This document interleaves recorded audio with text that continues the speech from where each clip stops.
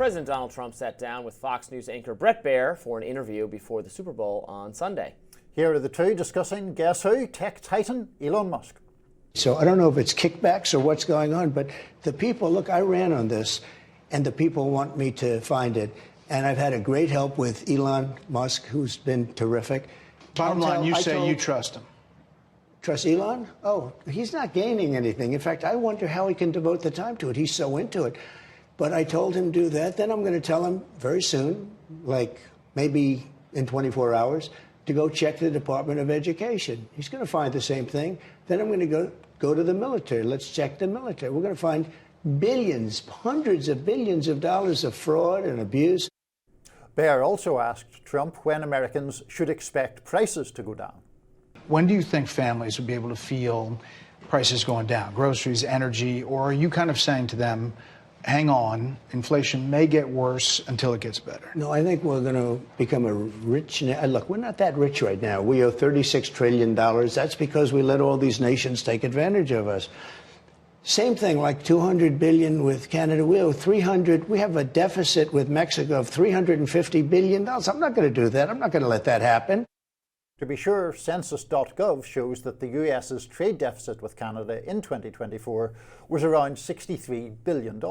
Trump also touched on Canada potentially becoming the 51st state. You know, the Prime Minister said this weekend to a group of Canadian businessmen, he was at a private meeting, he said that your wish for Canada to be the 51st state is a, quote, real thing. Is it a real thing? Yeah, it is. I think Canada would be much better off being a 51st state because we lose $200 billion a year with Canada, and I'm not going to let that happen. This 51st state talk has to reckon with the fact that that would give them electoral college votes, which we can never have happen. A big bonus for Democrats and Liberals across the country. Let's tuck that idea away permanently. Well, I don't think that the US should incorporate Canada because I think Canada is a proud and independent nation. But if the president's plan came to fruition, there would certainly be a big boost to the liberal-leaning population with all those north of the border influx. Yes, indeed. So they got into a number of interesting topics. Of course, the president sitting down for a Super Bowl interview is a time-honored tradition that I believe Joe Biden skipped out on correct. More than once. Well, he certainly skipped out on it the last time, and in fact I saw a clip of David Axelrod just within the past 24 hours noting that that was a sign of things to come, or an ominous sign. Yes, it was. So good to hear Donald Trump going over some things, reminding us what I think we know very well by now is that he very much likes, agrees with, and trusts Elon Musk. And like the rest of us, wonder how Elon has time to manage all of his companies and become like the greatest video game player in the world at whatever game he's been playing and tweet constantly. And so constantly that I have muted him because I find it too irritating. But anyway, too constantly, 100% agreement on there. No, the pain is always like if he tweets something that I think is interesting or I want to use as an element in the show or put on screen, then I'm going back through his Twitter, scrolling to find it, and it's like, oh my God, he's tweeting every 2.5 minutes. Right, it takes a day to just scroll through the tweets. But he says, first USAID, next the Education Department. That makes me perfectly happy. I think we're going to be debating that in a little bit with a guest who sees matters differently. Sure. I think the other point in that respect is the suggestion that after or simultaneous with the Department of Education, we'll be turning his attention to the Pentagon. Now, I'm watching that with a lot of interest. Happy to have that happen, yes. If there is actual significant cuts to military spending, I would certainly not be opposed to that. I do wonder whether there will be such cuts. And I also think that the issue of conflicts of interest for Mr. Musk become much more sharp and acute in that respect because, of course, he has massive contracts via SpaceX with the government, and many of those contracts emanate from the Defense Department. So will his Doge friends be in the bowels of the Pentagon cancelling any contracts or any money that would be spent on Elon's companies. I'm skeptical about that, but we shall see.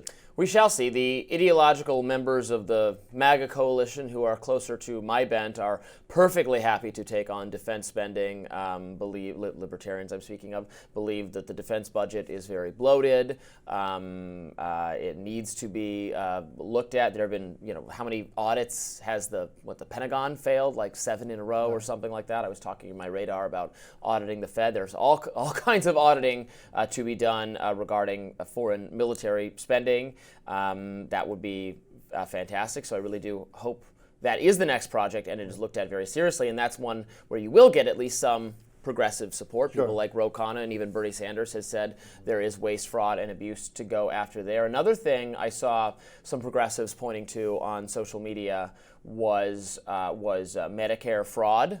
Fraudulent Medicare payments is a massive scandal, according to analysis by the Wall Street Journal and others, and that could be something they would look at. I just want to go back to the defense issue, because you mentioned the fact that there are people of a libertarian bent who are now have always been skeptical, but perhaps are newly emboldened within the new MAGA era Republican Party.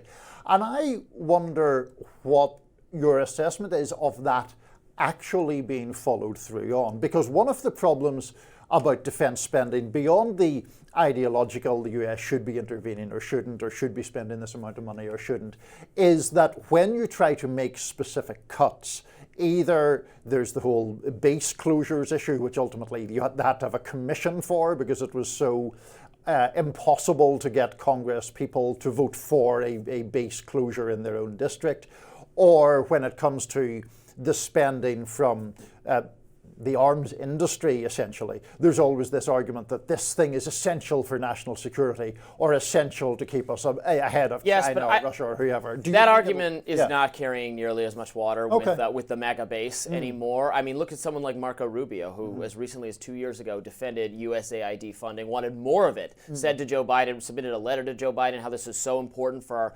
neoconservative national policy to be, propping up groups or sending our dollars all the way overseas. And now I know what he thinks in his heart is that of course he wants to spend more money on these things, but he's forced to pretend he doesn't because he knows the energy on his own side is against doing that. Well, he might not have got the job that he got from Trump, which is the other part of it. For certain. So now you're right that political figures, because of narrow self-interest or it could be money interest or lobbying, could always choose not to do what the base wants, which is cut this category of spending. But there's more pressure to do it from the base. They used to think they had the blessing of the American people to engage in what I would call neoconservatism or imperialism or spending American taxpayer dollars on all these things.